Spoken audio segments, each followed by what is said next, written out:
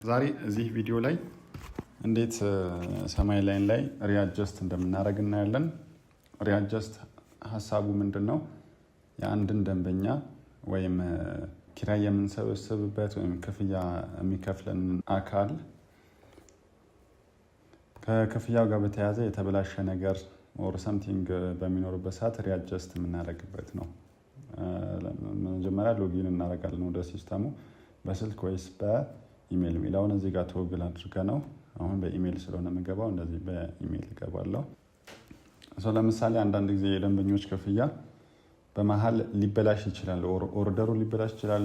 በየ6 ወር ይከፍለን የነበረ ሰው በየ4 ወር ሊከፍለን ይችላል። በመሀል ደግሞ ትንሽ የቀኖች እንትን ሊኖር ይችላል እና ወደ ሲስተሙ ከገባን በኋላ እዚህ ጋር ዳሽቦርድ የሚለው አለ። ከዛ ወደ ደንበኞች እንገባለን። ወደ ደንበኞች ከገባን በኋላ የምናስተካክልለት ደንበኛ ወደሱ እንሄዳለን ማለት ነው።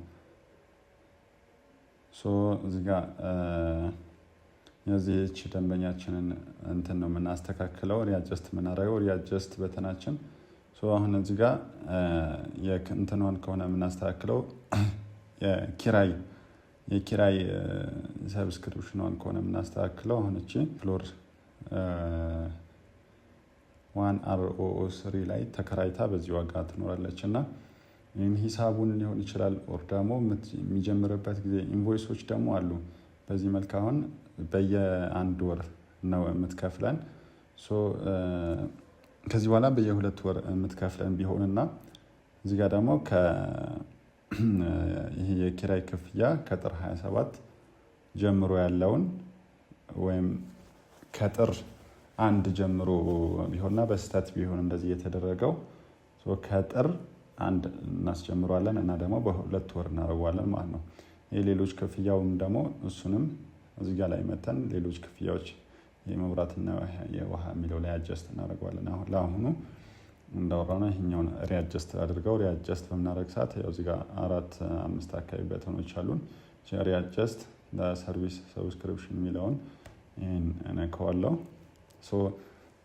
ከመቼ ጀምሮ የሚለውን ከጥር 1 ጀምሮ ወደ ጥር 27 የተደረገው በስተት ነበር ብለን ቢሆን ለምሳሌ ከጥር 1 ጀምሮ አድርገዋለሁ ማለት ነው። ሌላ ደግሞ በየስንት ወር ትክፈል፣ በየስንት ወር ነው መክፈል ያለባት የሚለውን እዚህ ጋር በየ2 ወር አድርጓለሁ። ከዚህ በፊት የነበረው በየ1 ወር ነበረ።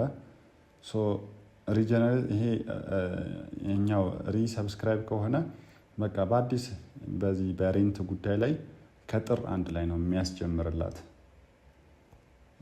እና ሜቢ አንዳንዴ አሁን ይሄ ምንም ኢንቮይስ ከዚህ በፊት ኮምፕሊትድ የሆነ ኢንቮይስ የላትም።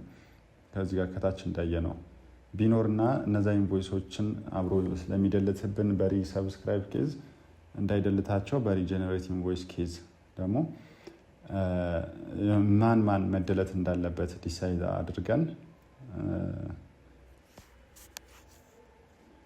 የትኛው ዲሌት መደረግ እንዳለበት ዲሳይድ እናደርጋለን ማለት ነው። በዚህ ኬዝ የሚቀጥር 27 ነው የሚለው አያስፈልገንም። ኢቨን ኮምፕሊት ቢሆን ራሱ ዲሌት እናደርገዋለን። ሌሎች ቢኖሩና መተው የምንፈልጋቸው ቢኖሩ ዲሌት እንዳይደረጉ መተው የምንፈልጋቸው ካሉ እንተዋቸውና ሪአጀስት እናደርጋለን። አሁን ከጥር 1 የጀመረ የኪራይ በየ2 ወር የሚከፈል ሰብስክሪፕሽን ይኖራታል ማለት ነው።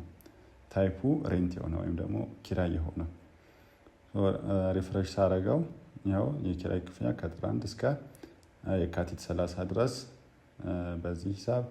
ይህን ደግሞ ሂሳቡን ማስተካከል ፈልገን ቢሆን የእሷን ሂሳብ ማስተካከል ብንፈልግ በዚሁ ኤዲት በሚለው ነበረ የምናስተካክለው የ1 ወር ሂሳቡን ማለት ነው። ይሄ ሪአጀስት በአዲስ ኢንቮይሶች ጀነሬት ያደርግልናል፣ እንደዚሁም ደግሞ ያስተካክልልናል። ይህን ይመስላል። ለምሳሌ የሌሎች ክፍያዎች ላይ የካቲት 18 እና ጥር 18 የጀመረ 2 አላት። ከጥር 18 እስከ የካቲት 17 ከፍላለች በስነ ስርዓት ኮምፕሊትድ ነበር። ግን ይሄኛው ደግሞ ሌሎች ከየካቲት 17 በኋላ ባለ 2 ወር አድርገዋለች ብንል ይሄኛውን ክፍያ ይሄንን እንመጣና እሱንም የ2 ወር እናደርገዋለን ማለት ነው። ፋይል ኪፕ ይሄኛው የመጀመሪያው ዲሊት ሳይደረግብን አንዱን ዲሊት አድርገን አንደኛውን ትተነው ሪአጀስት ማድረግ እንችላለን። ይሄ ሌሎች ክፍያዎች የሚለው ላይ ነኝ። ከየካቲት 17 ጀምሮ ከየካቲት 18 ጀምሮ በ2 ወር ነው የምትከፍለን። ፕላስ ደግሞ ይሄ ሁሉንም በሪሰብስክራይብ ከሆነ ሁሉንም ኢንቮይሶች ዲሊት ያደርግልናል። ግን አንድ በፊት የነበረው ዲሊት እንዳይደረግ ስለምንፈልግ ከጥር 1 እስከ የካቲት 17 ያለው ኮምፕሊት ነው፣ እሱ ይቀር። ይህኛው ግን አስፈላጊ አልነበረም። ምክንያቱም ከዚህ ቀን በኋላ ከየካቲት 18 በኋላ በ2 ወር ስለምከፍለን ይሄኛውን ዲሊት እንዲያደርግልን አድርገን ሪጀነሬት እንለዋለን ማለት ነው። ሪአጀስት እናደርገዋለን። ሪፍሬሽ ሳደርገው የድሮ ኢንቮይስ ሳይደለትብን ከጥር 18 እስከ የካቲት 17 ድረስ አንድ ኢንቮይስ ይኖረናል። ይሄኛው ሪአጀስት አድርጎታል። አሁን ዛሬ ይሄ ቪዲዮ በመቀርጽበት ሰዓት የካቲት 17 ገና አልደረሰም። የካቲት 8 ወር 9 አካባቢ ላይ ነው የምገኘው። ለዛ ነው ቀጣዩን ኢንቮይስ ጄኔሬት ያላደረገልኝ። ዛሬ የካቲት 9 ላይ ሆኜ ነው ይህን የሰራሁት። ለዛ ነው እንጂ ያኛውን የካቲት 12 13 አካባቢ ሲደርስ አዲስ ባለ 2 ወር የሆነ አዲስ ኢንቮይስ ጄኔሬት ያደርግላታል ማለት ነው። ይህን ይመስላል። ምናልባት ኪራዮች ላይ የምትቀበሉት ማኔጅ የምታደርጉት ኪራይ ከሆነ ኪራዮች ላይም ይህንን ሰርቪስ ማግኘት ትችላላችሁ። ተመሳሳይ ነገር እዚህ ጋር ለምሳሌ ሀያቱ ሰመሩ የሚለው ጋር ብገባ እዚህ ጋር ላይ ሪአጀስት የአሁኖቹ አክሽኖች እዚህም አሉ፣ ራሳቸው ናቸው። ምንም የተለየ ነገር የላቸውም። ለጄኔራል ኬዝ ግን እዚህ ጋር ደንበኞች ጋር ያለውን ብትጠቀሙ የሁሉንም ታገኙታላችሁ። አንድ ሰው የሚከፍላቸውን ክፍያዎች የሁሉም አይነቶቹ አንድ ላይም ስለምታገኙት እሱኛውን ብትጠቀሙ የተሻለ ነው። ይህን ይመስላል። ቴንኪዩ።